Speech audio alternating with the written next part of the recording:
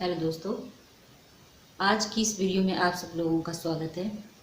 दोस्तों, जितनी ये बात सच है कि हमारे देश में होने वाले हर क्राइम, हर ऑफेंस की रिपोर्ट पुलिस में नहीं की जाती, उतनी ही बात ये भी सच है कि जितनी पुलिस रिपोर्ट्स करवाई जाती, हर वो पुलिस रिपोर्ट सच नहीं होती।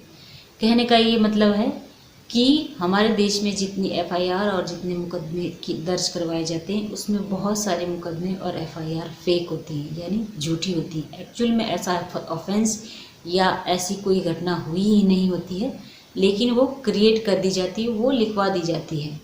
अब उसके पीछे इंटेंशंस कुछ भी हो सकती हैं, लेकिन लोगों को सही जानकारी ना होने की वजह से लोग कई कई सालों तक उन केसेस को लड़ते रहते हैं। बहुतों को उसमें न्याय मिलता है, बहुतों को उसमें न्याय नहीं मिलता है। बहुत से बेगुनाह जेल के पीछे भी जाते हैं, लेकिन बहुत से केसेस में ये साबित भी हो जाता है कि केस झूठा था और फेक एफआईआर की गई थी। लेकिन जो इतने टाइम की हरासमेंट थी वो लोगों को सहनी पड़ती है। तो अब क्वेश्चन ये आता है कि इन सब से बचने के लिए हमें क्या करना चाहिए। तो दोस्तों, आज की हमारी ये वीडियो इसी चीज़ के ऊपर है कि अगर आपके ऊपर कोई फेक एफआईआर या झूठा मुकदमा कर दिया जाता है तो उस कंडीशन में आप क्या करेंगे, और उसके साथ ही हम ये जानेंगे कि अगर चार्जशीट भी दायर हो गई है, क्या उसके बाद भी एफआईआर को दर्ज करवाया जा सकता है या नहीं करवाया जा सकता है। तो दोस्तों, यहाँ पे हम जो सबसे पहला क्वेश्चन हमारा आया था कि क्या हमें इस कंडीशन में क्या करना चाहिए जब हमारे ऊपर फेक मुकदमा या फेक एफआईआर कर दी जाती है, तो उस कंडीशन में हम क्या करें। तो दोस्तों, इसमें हमारे पास पावर जो हम जिसके अंदर एप्लीकेशन लगा सकते हैं हाई कोर्ट में, वो है 482 में। 482 के तहत आप एप्लीकेशन लगा सकते हैं फॉर क्वैशिंग ऑफ एफआईआर। दोस्तों, वो उसमें कोई स्पेशल प्रोविज़न नहीं दिया गया है कि आपकी मुकदमा रद्द करने के लिए या एफआईआर रद्द करने के लिए कोई स्पेशल प्रोविज़न नहीं है, लेकिन उसमें इनहेरेंट पावर होती है हाई कोर्ट के पास। अब हाई कोर्ट की इनहेरेंट पावर क्या है? तो हाई कोर्ट की इनहेरेंट पावर वो पावर्स होती हैं दोस्तों, जैसे कि आप मान लीजिए कोई भी कंडीशन होती है, हर केस, हर मुकदमा जो होता है उसकी अलग अलग कंडीशन होती है, अलग अलग सर्कमस्टांसेस होते हैं, लेकिन जो कोड लिखा गया है उसमें हर कंडीशन के लिए प्रोविजंस होना एक लगभग इम्पॉसिबल सी चीज़ लगती है। तो उन कंडीशंस को आने के ऊपर हाई कोर्ट के पास पावर होती है कि अगर हाई कोर्ट को लगे कि एंड ऑफ जस्टिस के लिए या लीगल प्रोसेस के एब्यूज़, मतलब लीगल प्रोसेस को एब्यूज़ ना किया जाए, उसकी एब्यूज़ को रोकने के लिए अगर हाई कोर्ट कोई स्टेप, कोई ऑर्डर लेना चाहे तो वो ले सकता है, और हाई कोर्ट की इसी पावर को हम इनहेरेंट पावर कहते हैं। तो उसके तहत ही एक पावर ये होती है कि वो झूठे मुकदमों को या झूठी एफआईआर को जो है रद्द कर सकता है। तो अब जो 482 के तहत एप्लीकेशन होगी उसमें क्या क्या लगेगा।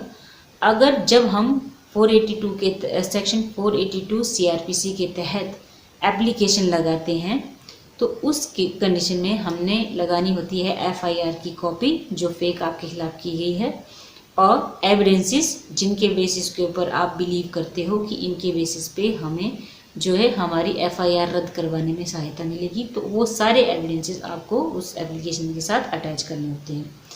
तो अब आ जाता है ये क्वेश्चन कि किन किन मुद्दों के ऊपर जो है हमें हमारी जो फेक एफआईआर है वो रद्द करवाई जा सकती है। तो दोस्तों, सुप्रीम कोर्ट के इसमें जो है कई गाइडलाइंस आई, कई केसेस में उन्होंने अलग अलग गाइडलाइंस दी हैं, कई केसेस में उन्होंने ग्राउंड्स बताए हैं कि जिन बेसिस पे जो है आपको एफआईआर रद्द करवाने में सहायता मिलेगी, जिन बेसिस पे एफआईआर रद्द की जा सकती है। तो उसमें मेन केसेस जो है स्टेट ऑफ हरियाणा वर्सेस भजन लाल का केस था 1992 का, और उसके बाद आया सुंदर Basu versus state of Tamil Nadu का 2009 में, और उसके बाद अभी जो लेटेस्ट केस है वो है आपका पर्वत भाई Ahir versus state of Gujarat, वो ये 2017 का केस है। तो इन सारे केसेस से जो कॉमन सी गाइडलाइंस और कॉमन से ग्राउंड मैंने निकाले हैं वो मैं आप लोगों को यहाँ पे बता देती हूँ कि जो स्टार्टिंग के दो तो वो ही आएंगे जैसे मैंने आपको बताया, एंड ऑफ जस्टिस के लिए और दूसरा एब्यूज ऑफ प्रोसेस को रोकने के लिए।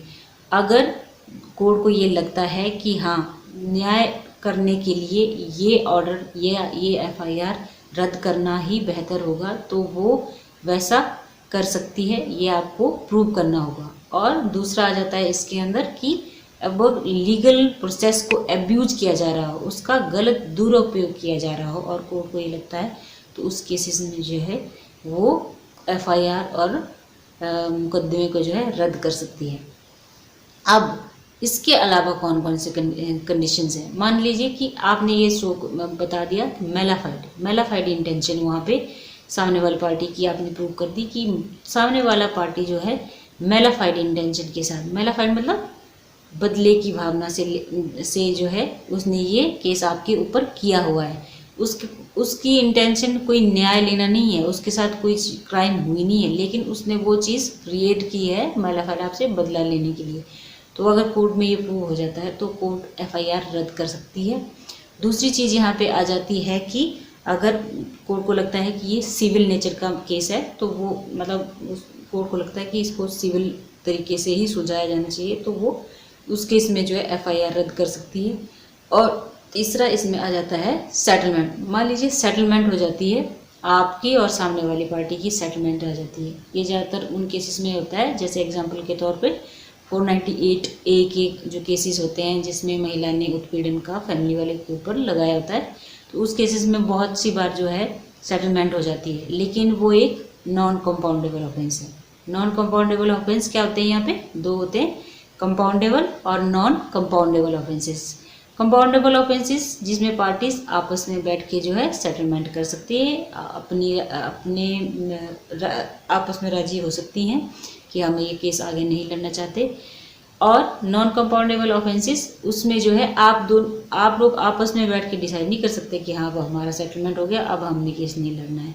उसमें आपको कोर्ट की परमिशन लेनी पड़ेगी, हाई कोर्ट में आपको उसमें एप्लीकेशन लगानी पड़ेगी, फिर आप जो है उसको रद्द करवा सकते हैं।